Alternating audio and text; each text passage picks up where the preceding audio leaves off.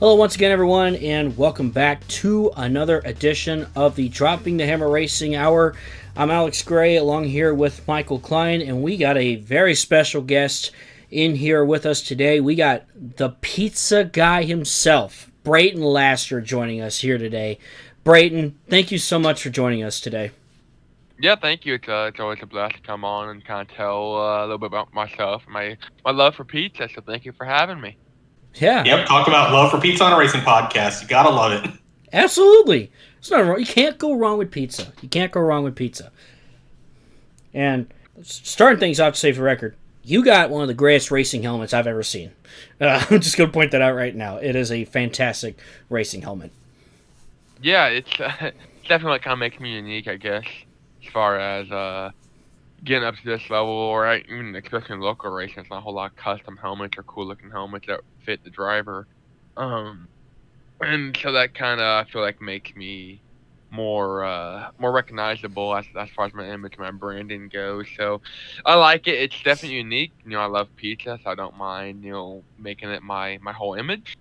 And the whole helmet thing definitely, because that's one of the biggest things that drivers and fans. Like when fans look at drivers, they look at their helmet most of the time. So I wanted to make sure people knew who I was by seeing me in the car. Yeah, absolutely. That late model race we did at Ponderosa last year, I swear, I think we had the most unique helmet duo in the whole field, possibly in all of racing. It was a pretty unique combination. For it, It's a helmet and a helmet. Yeah, exactly.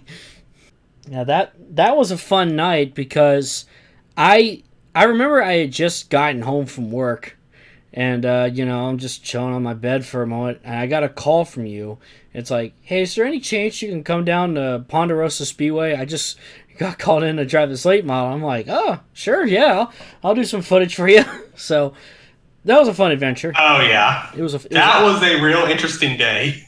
Yeah, that was the day I met you guys. And it was an interesting one. It was a fun one. It was a lot of fun. Yeah, because it's like I remember it as me and my brother were shopping at I think it was Target. I don't exactly remember where, but then my buddy Spencer just puts out on Twitter, or he shares your tweet that you put out, Brayton, and I just think, here's an opportunity to go run a late model. I'm 2 hours away. I got my fire suit and helmet ready to go. Why not? So, yeah. Okay, that was definitely it was a bit of a hectic weekend, but it was fun. And, it was an interesting situation, and glad everyone kind of benefited from it, and see where we're at now. Oh yeah, definitely. Yeah, absolutely, and of course we ran into each other again at Daytona, and that was a lot of fun. Getting to have, of course, the mom and pop special representing a bunch of small businesses, having a lot of different names on the car. A really, really cool thing that you all did. And, yeah, I mean, that was a really fun weekend overall, for sure. Yeah, it was, ironically, that was the night, we went that whole season last year without having any motor issues. And then that night, we blew head gasket on my car, and then we didn't finish the race after that, it seemed. So, yeah, tough one. Well, obviously talking about all sorts of stories, but real quick, tell us a little bit about your background and what got you into racing, and where you at now in terms of your racing career. I've pretty much raced anything and everything between school buses and go-karts. I started out about 13-ish years ago. My dad, obviously growing up around Indianapolis, huge racing fan and a huge racing advocate. And growing up, I'd always go to the track with my dad, and he didn't drive a whole lot until I was right as I kind of came on scene, like birth-wise, is he started driving. So 2002 or so, early 2000s, I know he started driving himself, and he did a lot of figure eight stuff, a lot of street stock stuff. And I'd always go to the track with him. I'd hang out and kind of enjoy myself. About the time I was 6, 7 years old, I'm like, hey Dad, it'd be kind of cool. I could drive one of these. And so I hopped in a go-kart, and I went out for my very first race, and I wrecked, and I retired. And then about 3 years later, I'm like, hey, Dad, let's try it again. And luckily, that time we stuck with it, because we've had a lot more success now. And pretty much I've been growing and growing ever since that second race.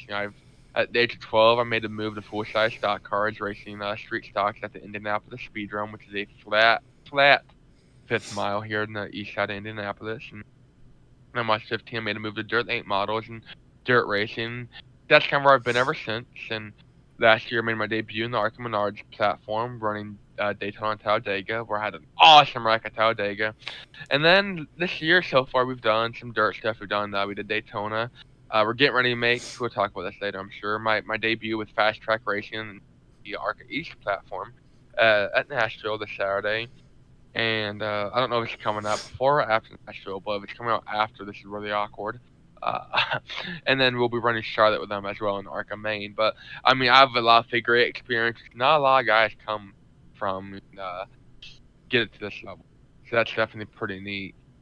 But we're making the most of what we got. You know, we don't have a lot. I work on a lot of my own stuff, a lot of my own cars and motors and whatnot. So we're trying to make it what we can. But you know, sometimes we don't have the limited checkbook, and it kind of shows a lot with our local racing. But we're making the most of it. We're having fun. Yeah, that's Pure Racer as I've heard it, and I just love how you describe that as an awesome wreck at Talladega. I think that's kind of what put you on the map for so many people. Yeah, I was going to say. Yeah, we had the in-car camera for that one, and there's like a 5-minute highlight reel on YouTube with the FS1. I think I take up 3.5 minutes of it, so it's pretty neat. And unfortunately it took us out of the race. We had a pretty strong run coming, I feel like, but that's just kind of the wreck that defined me. Yeah, and that kind of reminds me, this is something I've always wanted to know. That little wave you did to the crowd after that, was that a Lane Frost tribute? It was. Nice. Nice. Yeah, which for those who don't know, Lane Frost is, I think, considered one of the best professional bull riders in the country. Every time he would get knocked off, that was the kind of wave he would do. Yeah, that was kind of, I mainly knew it from the Austin Dillon wreck in 2016, I believe. And so I'm like, well, we'll do it again, I guess. Or we'll do it. And it worked out for Austin. You know, he was all right. So I'm going to let everyone here know I'm all right. Yeah, right now my whole shtick for climbing out of a wreck is falling face first under the grass. That's what I did the night after that late model race when I had that huge wreck. So yeah, I would say you definitely have me beat on that. Yeah, you just got to wreck at 190 miles an hour and you'll be fine. Yeah, exactly. One thing I also like that you did, this was at Daytona earlier this year, but I think it was leading up to qualifying. You were getting ready to qualify. I think they were cleaning up after a wreck. You had an in-car cam, and I looked up at the video board while we're staying on pit road, and you started playing rock, paper, scissors, and all of us just started doing it. I was pretty bored, and I'm like, man, I got the camera on my spotter, Jesse Vaughn, who spots for Jimmy Johnson, too, in the Cup stuff this year. It's like, hey, smile on camera. I'm like, all right, I'm going to play some rock, paper, scissors. It worked out. I liked it. Yeah, I absolutely love that. I just thought it was really funny, so I wanted to point that out because I just found it so hysterical. It was pretty funny. Obviously, that, and also you just mentioned Nashville with Fast Track. That's got to be pretty exciting, right? Yeah, that was a bit of a, I don't say a last-second deal, but, you know, some people know, some people don't know, we ran the past 3 races, my only 3 ARCA races with Mullins, whatnot, and we kind of went our own separate ways after Daytona this year, and Fast Track kind of took me with open arms, and, you know, I'm good friends with Zachary Tinkle, we work out together, and we've been for a long time, and, you know, he's like, hey, come on out to, down to Pensacola with us. And I'm like, it's like a 12-hour drive. And I'm like, you know what? I got nothing going on this weekend. So me and my friend Presley and then Gavin, who does a lot of my design work, we all drove down to Pensacola, Florida, and watched Zachary run the Arca East race there. I think he got 7th. And I'm like, all right, we're going to go support Zach as much as we can this year. And then the team's like, hey, there's nothing at Talladega. Come hang out. So I'm like, yeah, sure. So I went and kind of, you know, helped out as I could, you know, carrying stuff around, helping push cars through tech, stuff like that. And it was just make myself as versatile as I could in the garage. And then I went to Dover and helped those guys out there and watched and learned. And then this past week I was at Kansas, and I wasn't going to go to Kansas. And I'm like, racing got rained out. I'm like, I got nothing better to do, so I was going. I'll support what I can. And I actually kind of almost had to deal with the drive. And they're like, hey, Brayton, do you think you can drive for us at Kansas? I'm like, I'll be there. And so I'll go, and they had a test there on Friday, and the actual race was on Saturday. And so they did the test on Friday, and the whole point of this car was it was going to be a backup car in case one of the cars wrecked out. So it could still be, so they still have all 4 of their main entries on Saturday. Well, everyone went through a test, jolly fine, and jolly good fine, jolly fine. I don't know how to talk today, apparently. And so they're like, hey, she'd be fit. And I'm sitting there, and I'm like, well, I'm a little too tall. That's a big thing. Because I've been working on my physical appearance and whatnot. I'm down quite a few pounds. I'm putting a lot of muscle, and I tried to test it this weekend, but I won't get to that in a second. But I get in the car, and I'm like, my head's like in the roof. I'm like, well, this is a bit of a problem. Like, yeah, we don't really want nothing bad to happen to you if you're wrecked. So Zachary ends up driving it, and they're like, hey, do you want a spot? And I'm like spot, like spot. I'm like, yeah, get up in town and talk to him. I'm like,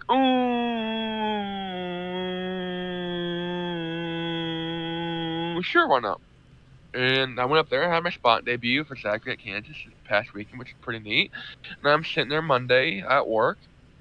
It's all, real race car drivers do is we actually have to work day jobs. And so we're sitting there, and Andy called. I get a call from a North Carolina number. I don't know who it was. I was under a car at the time. And I get out and I have a voicemail. It's like, hey, Brayton, it's Andy Hillenberg. Give me a call. So I give him a call. It's like, hey, we need someone to come wheel and deal this car down here at Nashville. Like, I'll be there. And so that's how it's going. And we're already running Kansas with them. Or not Kansas. We're already running Charlotte with them at the end of this month. So get some more seat time beforehand. Yeah, that's awesome. It's kind of, I'll say, it's kind of unusual for someone to make their super speedway debut in ARCA before they make their short track debut, but or even intermediate track, intermediate track, yeah. It changes. Yeah, we're different. Yeah, but it's like I said, everyone's path is different, and so I don't know if maybe that could be an advantage for you going into this. I don't know. We're gonna find out, play it by ear, I guess. Yeah, because I guess when you think about it, Daytona and Talladega are just kind of hold the pedal down and just try not to hit the guy in front of you. And so then you go to Nashville, which is more technical. But, it's definitely good to get that experience on so many different tracks. And now it seems like you're definitely getting that opportunity with Hillenberg.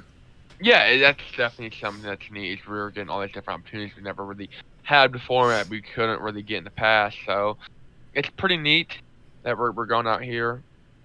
Getting this opportunity and chance, and we'll make the most of it. See what we can do. Yeah, Andy's stuff is capable of running in a top 10 on a good day, so that's definitely going to be something good for you, I think. I agree. For sure, that's what I'm really looking forward to it. Yeah, and it's funny you mentioned your head pretty much hitting the roof of the car, because it's like I remember that night I raced for you at Ponderosa. When I first got in, my head was in the roof of the car, and I was thinking, oh, that's not good. But then I looked below, and it turns out the foam pads that you put in there for me, because that seat is way bigger than me, had fallen, and I was sitting on that and not the seat. So just move that, and there we are. We're good. Yeah, it's always a little iffy, with those last-second situations, but we've had time to kind of prepare for this one. Yeah, but still, obviously, you make the most of it, and obviously, Michael, you had an opportunity to get to learn the feel of a late model and see how those cars work as well. Oh yeah, going from a midget to a late model is definitely a big learning curve, but I'm just grateful that they were able to give me that opportunity to go out there and turn some laps, and they've been, both Brayton and Dane have been a great help to me ever since. So I'm just so glad that you guys actually have kept that kind of relationship going and have continued to help. And so if there's anything I can do to help you guys, always let me know. Sure. Yeah, we're good at helping people. If people didn't give me a chance many times throughout the way, I would have never made it to this level. So we're just trying to pay it back. That's awesome. Well, obviously, you're known as the pizza guy. I'm kind of curious where that all started. And I guess if we want to start a little pizza talk, What kind of pizza is your favorite? Although, if you want to say any kind, that's always good too. Yeah, so I'm definitely a big thick crust pepperoni guy. That's a big, and the pizza thing kind of starts from me being that fat nerdy kid in middle school, and I was always being seen with pizza. I'd have pizza at the racetrack. I'd have pizza. The same. And it kind of grew to my image, and I kind of embraced it. You know, instead of people made fun of me all the time for it, I'm like, no, I'm just going to embrace it, make the most of it, and that's kind of how it all started. And I'll make it my image, my icon, my brand.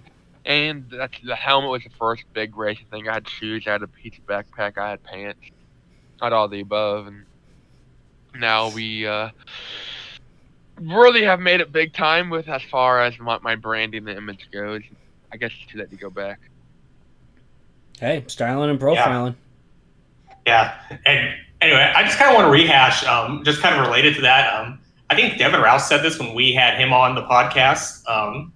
Don't be normal. Don't ever be normal. If you're weird, embrace that. I agree. Absolutely. Don't be normal. But, for sure, that's you want to be different in the racing world. There's a lot of generic personalities and attitudes. So you gotta be different. Yeah, and I mean you see that with some of the bigger guys, you know, who have like the Toyota backing, because it's like I feel like they can afford to do that, you know. So it's like, you know, some of the smaller guys who are able to go out there and kind of show who they really are is definitely my favorite type of driver. Yeah, for sure. Yeah, absolutely. For me, I think we all can agree we love pizza. For me, my father, growing up as a kid, my father was working in the kitchen of the corporate office of a couple different pizza companies. So, yeah, every now and then I was always his guinea pig, and I would test products he'd make. So that's probably where my love for pizza came from, honestly. I love pizza. Pizza's good. Pizza is. Oh yeah, yeah. Growing up, Friday night was pizza night for us. It was usually Pizza Hut, sometimes Little Caesars. Which, by the way, I just want to say Little Caesars is criminally underrated, and I will not tolerate any slander from that. So, there's nothing wrong with that. Nothing wrong with Little Caesars. I like Little Caesars. Ooh, how about it? Cool. But yeah, I'm a big fan of Little Caesars. I like all pizza, I like every pizza. Same. But Little Caesars, as a broke college student, vibe. Oh yeah. Yeah. As a broke new Indianapolis resident, Little Caesars is a current favorite for me. For me, I ended up working at a couple of Marco's Pizza stores when I was in high school and college, and it was always fun when obviously, you can get an employee discount, you can buy yourself like a cheesy bread or something, but it was always also fun when, there was a order that never got picked up or a messed up order, and it's like, free food, Oh yeah, that's always great. Marco's seems to be a very underrated brand, if you ask me. I agree. I don't know, Brayton, have you ever had Marco's? I have. It's fantastic. Yeah, I agree. Yeah. Yeah, I saw a Moist Critical's video he did on that, and he was talking a lot of trash on it. Like, yeah, that surprised me. I don't think I met anyone who doesn't like Marco's. Yeah, that kind of surprised me. I was like, really? Come on, man. There's nothing wrong with Marco's. They got pretty good pizza. I will say something I do want to try that's pizza related. Papa John's just came out with this Cool Ranch Doritos Papadilla, and I'm not gonna lie, I'm kind of interested. I want to see what it tastes like. I'm sure it's fantastic. Everything from Papa John's is normally pretty good. So that is I was true. actually kind of looking at that for dinner tonight, to be honest. But good pick.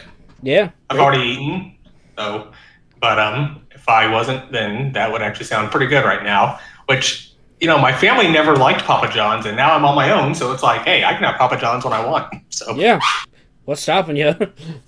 Yeah, I know sometimes, excuse me, I think, I'm trying to remember, I think my roommate and I, when we were watching WrestleMania, I think we ordered Little Caesars, and yeah, I agree, that was pretty good. I was going to ask, have you ever had La Rosa's? It's a more Cincinnati-based company. I have, yes. They have a Kings Island? Yeah, they have a Kings Island. It's pretty good. Yeah. Oh, yeah. Oh, yeah, it's all... Oh, yeah, it is a Kings Island staple. Yes, it is. Absolutely. Trying to think what else. Yeah, you've been to Kings Island? What, me? Yeah. 5 years ago I went, yeah. Oh, nice. It was a Nice. long time ago. Maybe 4, maybe 3. It was a while ago, I know that. Yeah, I found out you can get an Indianapolis resident discount. So now that I'm an Indianapolis resident, I'm gonna be hopping up on that, I think. Oh, sweet. Yeah, we had gold passes to Kings Island almost every summer, basically from elementary school through middle school. Wow, okay. I had a few field trips to Kings Island. I always had fun. Even though for whatever reason I was always kind of a scaredy cat about roller coasters. I finally got on one now. I got on the racer. So, I guess that counts. Yeah, I didn't get over my fear of those until, honestly, more like a few years ago. And even with that, the most intense one I will go on is Banshee. Just because, honestly, I have a pretty big fear of heights. And so I think Diamondback and Orion are, like, pushing it for me. Mm-hmm. And as crazy as this may sound, the one ride I will not go back on there, probably the only ride I've truly been scared on there, is Windseeker. Mm-hmm. And it's a pretty mild ride. But I just don't like how high you are with it swinging around like that. Yeah. It's a little scary. Yeah, I find the ones where you have to go way, way, way up and then you drop. Oh, man, that's... I don't know if... That's a little too much for me. But, funny enough, we're talking about roller coasters now. I work at a TV station, and during the morning news, in the 8 o'clock hour, they were interviewing these two people who are on a roller coaster, and it was a pretty mild roller coaster. You know, it looked like I was watching, okay, maybe I can actually ride that, but no joke. They actually, during the interview, rode the entire roller coaster all throughout, and watching the anchor's reaction was just priceless. And they even said at the end, it's like, yeah, we got to do this like 25 times this morning for all the different news stations we're interviewing with. I think it was, they mentioned Tennessee and the Smoky Mountains. I'm not 100% sure what it was. I didn't catch it, but I just found that pretty funny. So, I mean, yeah. Wouldn't be Dollywood, would it? You know what? I think it was. I think it was Dollywood. God, I want to go to Dollywood so bad. I've never been. It looks like a lot of fun, though. But yeah, so Brayton, just getting back into the topic of racing, outside of the ARCA stuff this year, like what are the rest of the plans for this year? I mean, I already have a pretty good idea. It's knowing you guys, but it varies. You know, we're probably stepping away from figure eight stuff for a hot minute. Gonna be doing a lot of dirt late model stuff this year, and kind of excited with that. Maybe trying some asphalt late model. We did an asphalt late model race back in March down in South Alabama, or OP as people like to call it down there. And we did pretty good down there. Made my asphalt super late model debut, as far as asphalt goes, and that was a pretty good run. So looking to do a couple more of those that year. Handful of ARCA races and some dirt stuff. Not really sure exactly when, where, how, or what, but I'm sure we'll figure it out as we go. Yeah, so just kind of a wing it type schedule. Love it. Yeah. That's what we're known for. So that's what we do. Yeah. Yeah, it's kind of like an old school approach. You know, it's like I think it's kind of like the movie Six Pack. You know, where they would just look at the programs and see who's racing the next week and just go there. Yep, exactly. Yeah, which by the way, if anyone here has not watched Six Pack, go check it out. It's on YouTube. Great film with Kenny Rogers. Just do yourself a favor and go check it out. Yeah, definitely. Will do. I know you mentioned that you drove like those figure eight school bus races. I'm sure those are entertaining to watch. Well, I've done more than this. I've done outlaw figure eight models. I've done figure eight school buses. I've done Hornet figure eight. I mean, I've pretty much raced as much as you can on figure eight without crashing too bad. So it's a different kind of race, a different style. It takes a different kind of driver to do it and do it right. And so far I've been all right when doing it. Yeah, I can't believe there aren't more huge wrecks in those than there are. Because I mean, I really don't see a whole lot of videos on YouTube about those. So. Yeah, I'm sure watching it can be kind of anxiety-inducing. I know when I lived in Louisville as a kid, I never went there, but I've always wanted to check it out, was Sportstrom Speedway across the river. I've ran there. Oh, okay. Nice. It's it's a little different. I've only ran there once in a figure eight, but it's flat compared to the I mean, I've been to Auburndale, I've been to Speedrun, which is pretty flat. Sports Run, which is pretty flat, but the racing's kind of odd because the corners are super super wide. Okay. Yeah, I know our local track, Florence Speedway, used to have a figure eight circuit in the infield. Alex, I don't know if you ever knew that, but I did not know that. They had it like 20 years ago, and they stopped it when a driver was unfortunately killed in an accident there. And so that basically ended that program, and they ended up going with pure stocks for a while. I see. Okay.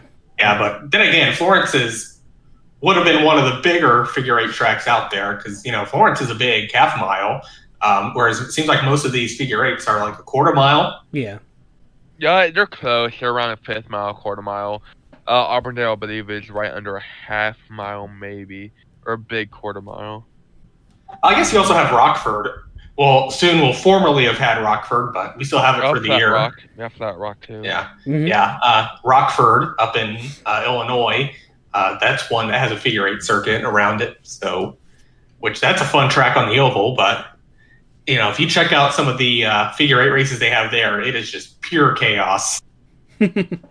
Gosh, I think they have like a division where it's trailer races where you run something with like an RV or a boat in the back, and the only goal is to have it not be knocked off.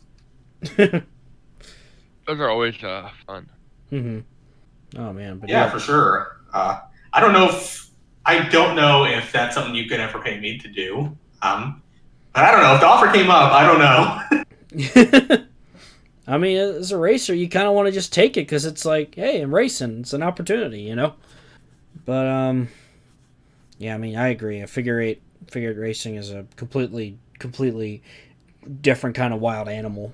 When watching, I need to. Now I'm just thinking about. I want to go down to Sports Drum now and actually see a race there for once. Hey, one of these days we'll take a trip. School buses are fun to watch there. Yeah. Yeah, when I have a weekend where I'm not racing for Laverne or Laster or whoever it is I'm racing for, we'll have to see if we can find a weekend to go down and do it. Yeah, definitely. All right. Is there anything else that you wanted to bring up or ask Brayton? Because I know he did say that he might have to dip here at any moment. Did I die again? No. Oh. Michael might have died here. Oh.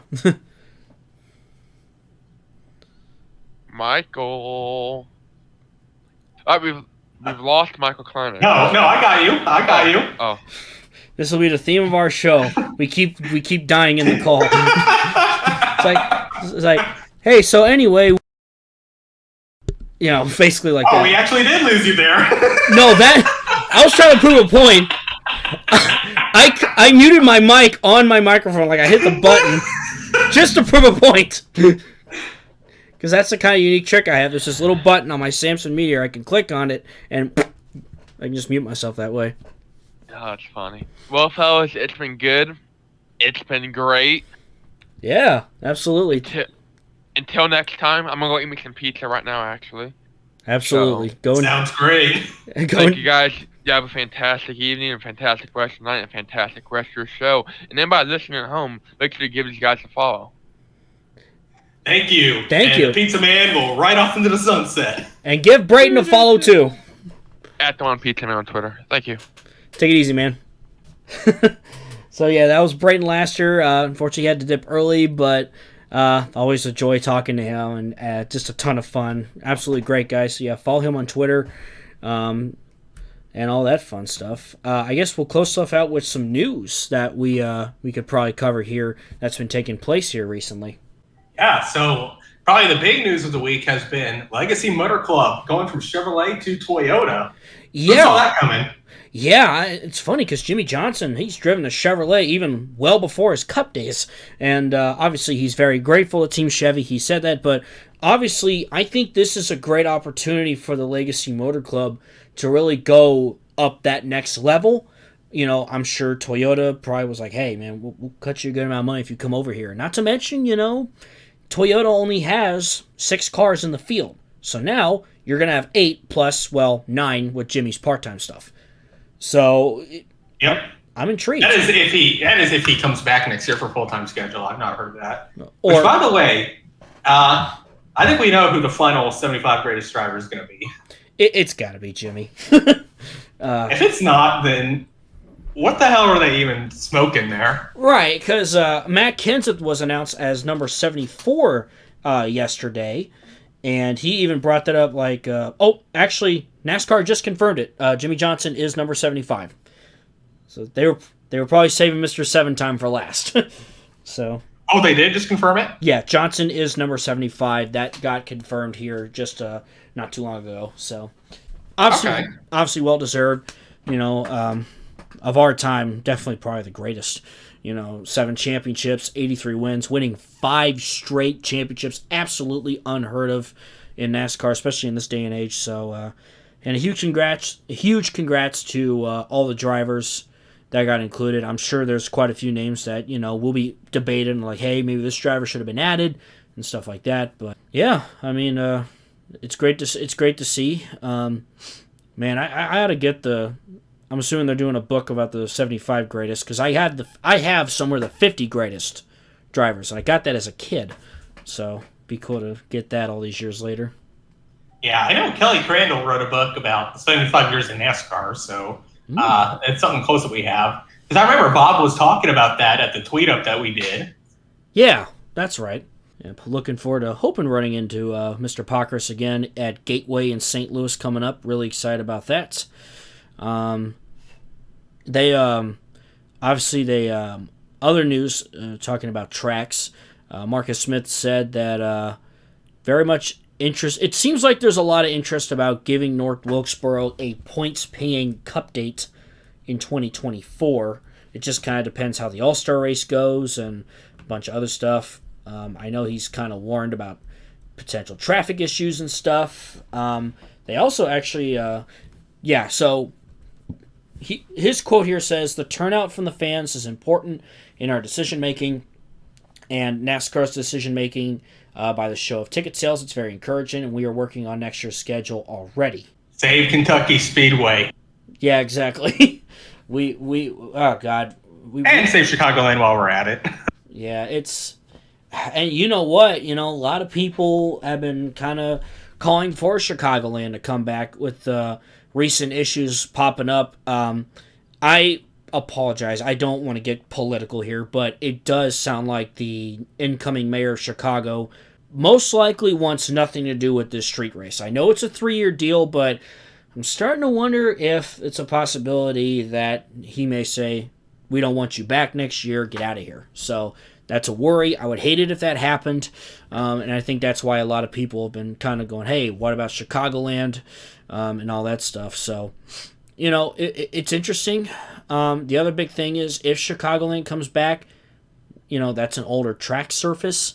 Is it going to need a repave eventually? Kentucky got one, but that didn't go well. Well, I don't know. Maybe it's aged. Who knows? But, I mean, it's tough because there are people from those areas, like you and I with Kentucky, who want it back, It's interesting because I know fans back then were calling for Chicago. I remember some fans didn't like Chicagoland at the time. Some people didn't. Well, people didn't like Kentucky. People wanted Indy gone. People wanted Texas gone. Auto Club, and all these places. I'm like, well, hold on. Speaking of which, I just brought up Auto Club. I really think, and I want to make a little quick video of this on my channel, Gray Speed Productions. I wonder if, in case we are still trying to figure out a temporary replacement for Auto Club, assuming the short track will be ready by 2025 or 2026, and then the street circuit ordeal if Chicago is not able to do it next year. What about Long Beach? It's established as a street circuit. Ooh. And IMSA's raced there. So if IMSA can race there, and I know the next-gen cars are kind of built similar to IMSA cars and road courses, so I mean, why not? You're in the SoCal market. You're very close to LA. It's an established street circuit. I mean, I guess maybe the only issue is how would IndyCar feel about it, or maybe they can share a weekend. Make it a fun, and it can be a July. Of course, Sonoma is also close to the schedule when I say this, but it could be a fun July 4th weekend, a festival kind of thing, celebrating car culture, and where else but in LA, in Long Beach, a great area like that. I think NASCAR could do that. You're killing two birds with one stone here. Think about it. Oh yeah, definitely. Yeah, again, it helps that, you can go to a street circuit that is already established. I know Chicago is relatively new. And I know there's been other cities. I know Pittsburgh's discussed interest. I think Denver has been brought up before. Out of complete bias, you and I would love to see if Cincinnati could somehow pull it off, But yes, can you imagine the cars zooming past Great American Ballpark and Paycor Stadium? Oh man, that'd be something. I think the way I see it, I think IndyCar could do a street circuit in Cincy, but just some goofy ideas. But yeah, I wanted to bring that up. One thing I do want to bring up. Never say never. Yeah, exactly. We did bring up Legacy Motor Club. I think we do have to mention the beef we had at the end of Kansas, which, by the way, that race was a complete banger. That might have been the greatest race that track has ever had, possibly, or one of the greatest. I believe it actually recorded the most lead changes on a 1.5-mile track in NASCAR ever, which... And I didn't even get to watch it because I was at Indy Comic Con tearing down our booth. Oh, yeah. I had an aux thing on my car, and I was just playing it on the way home, listening to it. But yeah, and and then we had some beef. They were interviewing Kyle Larson after he came up short. That little scuffle between he and Hamlin on that final lap. Hamlin wins the race. Larson lost out, and then suddenly they're like, "Oh, what's going on over here?" And Chastain and Noah Gragson threw a couple punches before NASCAR officials could come in and split it up. But hey, to quote our boy Moonhead, we got beef. We got beef. Somebody call Arby's. We got beef. But apparently, Chastain was interviewed by Pat McAfee this morning. And oh, really? Yeah, and basically what Chastain said, Noah and I have known each other for several years, and we prepare together. What happened on Sunday is done, we're over with, and we've been able to laugh about it. Which, very common. You get over it after a day or two, And these are two very aggressive drivers. It's actually kind of ironic. I'm wearing my Ross Chastain Haul the Wall Martinsville shirt. From the Hail Melon. But, yeah, so I think that's very normal. And obviously, those are two drivers, again. They are very, very aggressive drivers. And, that, it's part of racing. You get heated, you get mad, and sometimes some punches are thrown. It just, I think it's very easy to get frustrated when you're in a very hot race car for 3 or 4 hours. Oh, yeah. And, if you're going to take two drivers to get into a fight, those are like the two I would always say are probably going to be the guys I think go first. So yeah. And Gragson's been in some fights before. So, honestly, Ross is lucky that one official stepped in when he did. Because Noah was about to send him back to the watermelon farms with that punch that he was going to lay on him. Yeah, that was almost about to get ugly, so glad the official stepped in. I know people were like, I want to see what would have happened. Like, nah, I don't want these guys to kill each other. This ain't hockey. I get it. You get it. And I wish it was like hockey. Well, now since you've been to cycling games, obviously, but, those are always fun anyway. Now, I know we brought up North Wilkesboro. Did you see the All-Star Race trophy? Yes, I did. If you can call it that. Yeah, it's I haven't seen anything like that before, but I believe it's supposed to pay heritage to NASCAR's roots. With the whole how NASCAR was founded on bootleggers and moonshiners. I think that's what it's supposed to represent. Denny Hamlin voiced his opinion about it. We know in recent years he's been very vocal on social media. He said, quote, "Oh man, I'm about to get dragged. Totally unpopular opinion incoming. Is this a trophy or a piece of art? Does it say winner anywhere on it? Or a date? I love cool, unique trophies, but feel like they should look like trophies. Now for my kill shot. Martinsville clock isn't that." Whoa. Okay, that was an ice cold Coors Danny. Light Blue Mountain take right there. What Danny. that was. You don't diss the Martinsville Grandfather Park. You don't diss the Martinsville hot dogs. You don't diss the Martinsville racetrack. You don't diss the Martinsville Grandfather Clock. Exactly. To me, that's an honor winning a grandfather clock at a track like Martinsville. And I love it when tracks give out unique things when you win a race. Like Sonoma, you win some wine. You win a lobster at New Hampshire.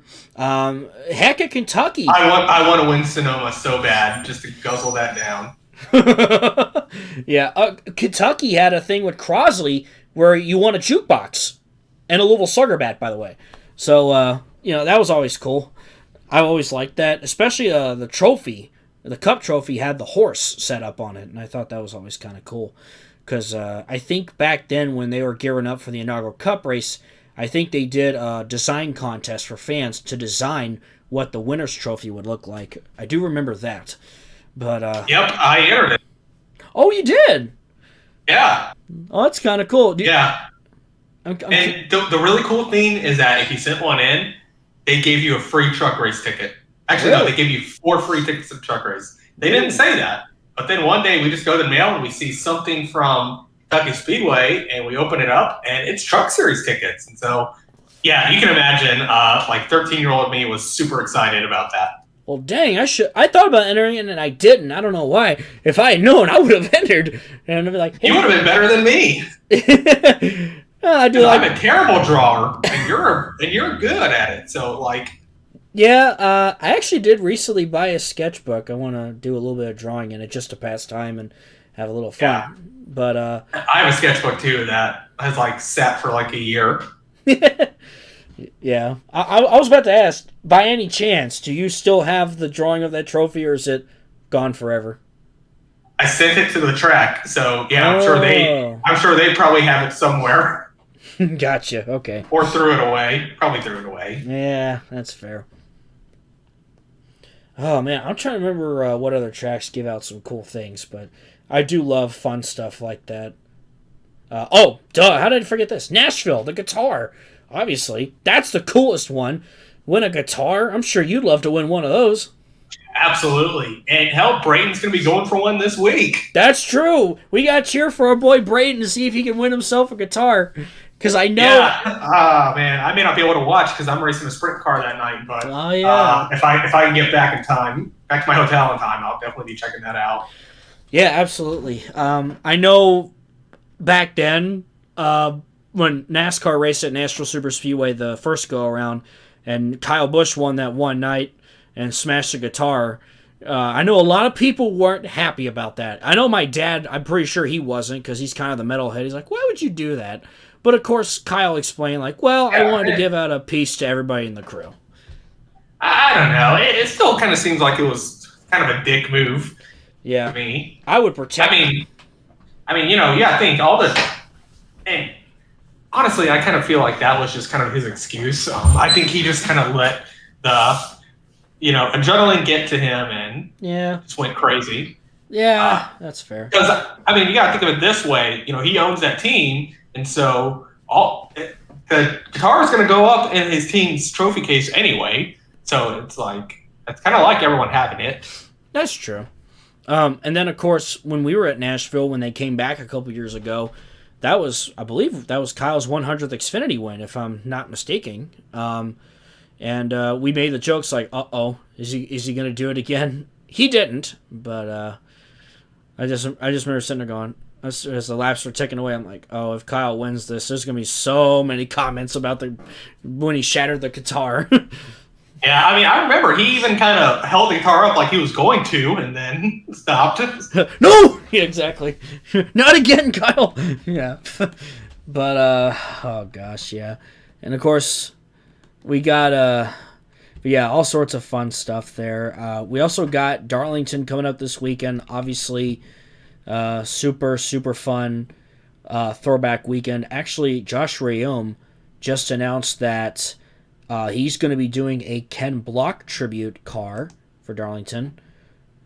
Yeah, that was really cool. Yeah, that is pretty cool. Ken Block was one of my heroes growing up, and so being able to see teams like that pay tribute to him is really cool. Yeah, absolutely. I love seeing stuff like that. I mean, I love the throwbacks. There's a lot of good ones this year. I mean, Ryan Newman. Who thought he'd be coming back to the Cup Series? Newman! Newman! I will always love that John Cena commercial. Oh my god. Yeah, he's going to be doing. I think it's for North Wilkesboro, but he's doing. Yeah, I guess that's another big thing of news that we need to talk about. Ryan Newman making his Cup Series return with Rick Ware Racing. Yeah. Obviously, for you and I who have grown up watching him race and cheering him on, it's really exciting to see him come back. I didn't think he would because obviously 2021 it's just kind of dipped out and went to grassroots racing, but obviously really exciting to see him back in a Cup car and in a next gen car too. Yep, I believe I saw that he will be running Darlington, North Wilkesboro, and then Bristol, Richmond, and Martinsville. Which is interesting because Ryan Newman actually We've lost Alex again. Dang it! I died again, guys. What's going on? Oh, editing this video. What? Is this an isekai? Is it? I might have been isekai. Who knows? I was gonna say. Which, for those who don't know, just look it up. It's a type of anime. Yeah, if you know, you know. I will say Ryan Newman actually did voice his opinions on the next gen car, and obviously, what happened 3 years ago, I don't blame him. He said about the next gen car, he said, quote, "I don't think the Cup car is as safe as it should be or as safe as they say it is on the big tracks. I don't need to be a crash test dummy. I've already got 2 bars named after me. I don't need a third." Yeah, and I'm sure a lot of people last year would be saying, that it's just kind of his excuse for leaving, but kind of look at what happened last year. I mean, Kurt Busch had his career ended by a crash that definitely wouldn't have done that a couple years ago. Yeah, it triggered his concussion. Alex Bowman out for like 5 races due to a concussion. Cody Ware got hurt in that Texas crash. Yeah, definitely. There's definitely some true concerns about this car. And so now you can definitely say, yeah, I understand where he's coming from on that. Yeah, and hopefully, NASCAR, and obviously if there's a really bad crash, NASCAR will take the cars to the R&D center and figure out, okay, what can we improve? Which you got to applaud them for that. And hopefully, if there are any more issues, they will attest to that. They will look at the next gen and go, okay, how can we improve this? How can we improve that? Because I know we kind of talked about the rear end of the car. It felt kind of stiff, and there just wasn't enough crush when you make contact with the wall. Yeah, unfortunately this year it seems like that's gotten better because they back into the wall and you can see, the back of the car give. Yeah. On one hand, it is nice to see the cars can take a bit more of a beating, but on the other hand, you got to make sure that, you're feeling good after, because, when you're wrecking at 180 miles an hour, it's not going to feel good, obviously. So, obviously, I'm just glad that, NASCAR's continuing to improve on that stuff, and obviously excited to see Ryan Newman back behind the wheel, and we'll be cheering him on for sure. Absolutely. And now we just hope that Kurt Busch can come back on a part-time run and kind of finish his journey, because I know for a fact that he doesn't like the way that he had to go out.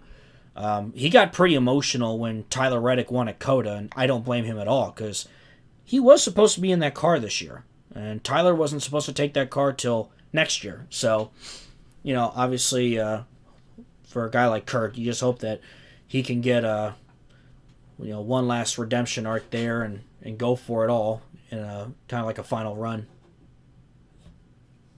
Yep, absolutely. Besides that, was there anything else that you wanted to bring up at all? I think that's about it. Actually, something I do want to mention is that We are looking for some new sponsors to run the ARCA race at Indianapolis Raceway Park. We've already got a few partners in Indy Pride and Mike Fuller's Cruise Planners. So we're definitely looking for some more. And if you're interested in being a part of that, head over to my open fender, which we will leave a link to that in the description of the video. And that's kind of a way for anyone who wants to be a part of our program to donate any amount, and we'll be putting their name on our car and also give a chance for prizes. So that's definitely, actually not a chance for prizes. We will be giving out prizes for donation. So I just wanted to put that out there. Yep, and on YouTube, in the description below, we'll definitely leave a link to the open fender so that you can check it out and donate. But besides that, I think that'll do it for this edition of the Dropping the Hammer Racing Hour. Again, a huge thanks to Brayton Laster for joining us earlier on in this podcast. Again, he had to dip out a little early, but I'll leave links to his social media, and you can give him a follow. Very entertaining guy, great guy to talk to. So yeah, we'll leave some stuff there. You can follow him. Obviously, check out Michael, and if you like what you see here and you're new to Gray Speed Productions, feel free to subscribe. And besides that, that'll wrap things up here on this edition of the Dropping the Hammer Racing Hour from Michael Klein and myself, Alex Gray. Wishing you all a good one, and we'll see you next time. Peace out. Bye.